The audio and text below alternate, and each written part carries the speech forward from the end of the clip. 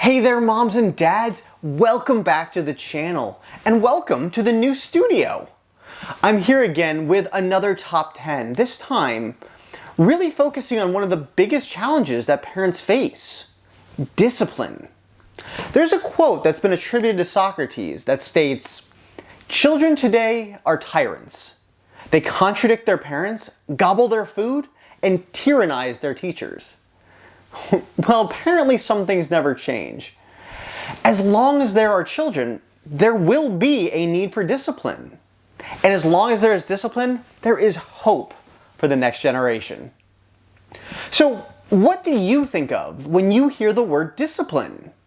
If you're like most parents, the word probably conjures up ideas of correction and punishment. However, that's really only one part of the equation, as the true purpose of discipline is to teach. And the lessons taught will vary depending on the ages of your children. For young kids, discipline really focuses on protecting them both against external dangers and their own impulses. As they get a little bit older, discipline serves more and more to promote development as an individual and as a social being. So hit the like button if you find disciplining your kids to be a challenge, and strap in. This is Dr. Vicki's top 10 tips for effective discipline. Number 1, set realistic expectations. Setting realistic expectations is a crucial part of discipline. In order to assure that expectations can reasonably be met, many factors need to be considered. Things like your kid's age, personality, temperament, strengths, and weaknesses. When children meet expectations set out for them, it will help them develop self-confidence and positive self-esteem.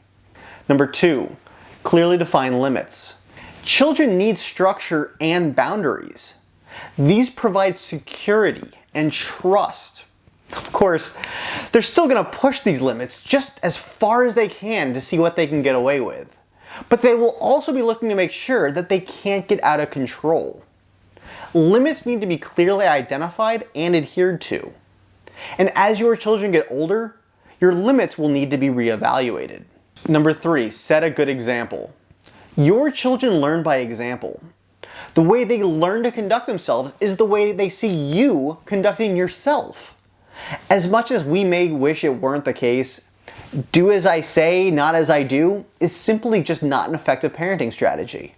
Number 4, hold your children accountable. When your children misbehave, they need to face the consequences of these actions. They need to clearly understand what it is they did wrong and why that behavior is unacceptable. Number 5, use reasonable consequences. When establishing consequences, just like expectations, it is important to take into account the offense as well as the age of your child. Consequences are most effective when given as close as possible to the misbehavior. And this is particularly true for younger children. Of course, as the saying goes, make sure the punishment fits the crime. Number 6, follow through. Basically, don't say it if you're not going to do it. Giving in and failure to implement a stated threat undermines your authority. Lack of follow-through will teach your children you don't actually mean what you say. These consequences may not actually happen, so they don't actually have to take you seriously. Number 7, be consistent. There is comfort in knowing what to expect. Inconsistency regarding behavioral requirements and subsequent responses will confuse children and leave them feeling unsettled. Consistently having rules in place and consistently addressing misbehavior will provide your children with a crucial sense of security and predictability. Number 8, reward desirable behaviors. Praise and recognition can go a long way in helping develop self-control, because it reinforces the desirable behaviors. If you don't acknowledge the good as well as the bad, then your parenting style ends up lopsided, and your children are taught self-control only through punishment. However, if you intervene when needed and praise when you aren't, then you are helping your children develop a balanced approach. Number 9, use humor, flexibility, and creativity. If you find that you're just banging your head against the wall, it probably means that whatever you're doing simply isn't working. That means that it's time to try something new. Being flexible and creative in parenting your children is extremely important.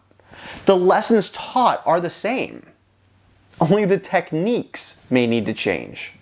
Number 10, pick and choose your battles. Children are far from perfect.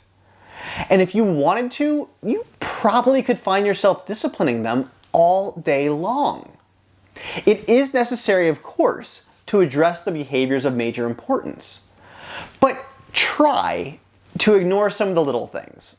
Remember, the corollary to don't sweat the small stuff is most things in life are small stuff. And there you have it. How many of these are you already doing? Or how do you handle discipline with your kids? Did I miss anything? Leave me a comment down below and let me know. And of course, as always, check back soon for new videos. Thank you so much for watching this video. For more top 10s, parenting tips, and answers to your questions on toddlers, teens, and in-betweens, consider becoming a subscriber and ring the bell to be notified of our videos.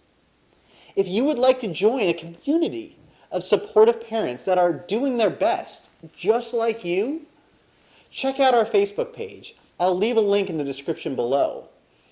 Or follow us on Twitter at ParentingZ to A.